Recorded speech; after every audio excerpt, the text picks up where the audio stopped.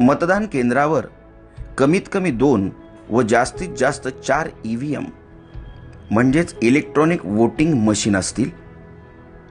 तुम्हाला मतदान एकूण 4 म्हणजेच अ जागा, ब जागा, क जागा व ड जागेसाठी करणे आवश्यकच आहे। उमेदवारांच्या संख्येनुसार या 4ही जागांची आखणी EVM मशीनवर होईल। कदाचित या 4ही जागा 2 EVM मशीनवर आखल्या जाऊ शकतात। 4ही जागेसाठी मतपत्रिकांचे रंग वेगवेगळे दिलेले असतील। अ जागेसाठी पांढरा रंग, ब जागेसाठी फिका गुलाबी रंग, क जागेसाठी फिका पिवळा रंग व ड जागेसाठी फिका निळा रंग असेल। प्रत्येक मशीनवर उमेदवाराचे नाव व त्याचे निवडणूक चिन्ह असेल।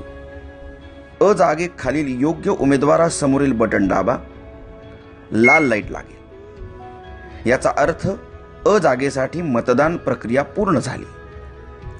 ब जागेसाठी हीच पद्धत वापरा, क जागेसाठी हीच पद्धत वापरा, ड जागेसाठी हीच पद्धत वापरा।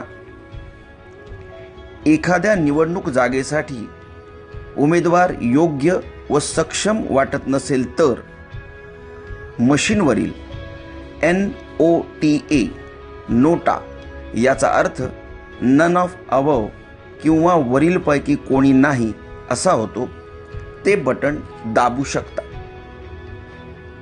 पण जरा विचार करा, कारण तुम्ही भारत देशाचे सक्षम मतदार आहात आणि तुमचं एक मत देशाचं भविष्य बदलू शकतं।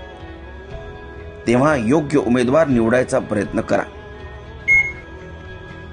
ड जागेसाठी मतदान केल्यावर बजर वाजेल। याचा अर्थ तुमची 4ही जागांसाठीची मतदान प्रक्रिया पूर्ण झाली। धन्यवाद। तुमचं मत हीच तुमची ताकद।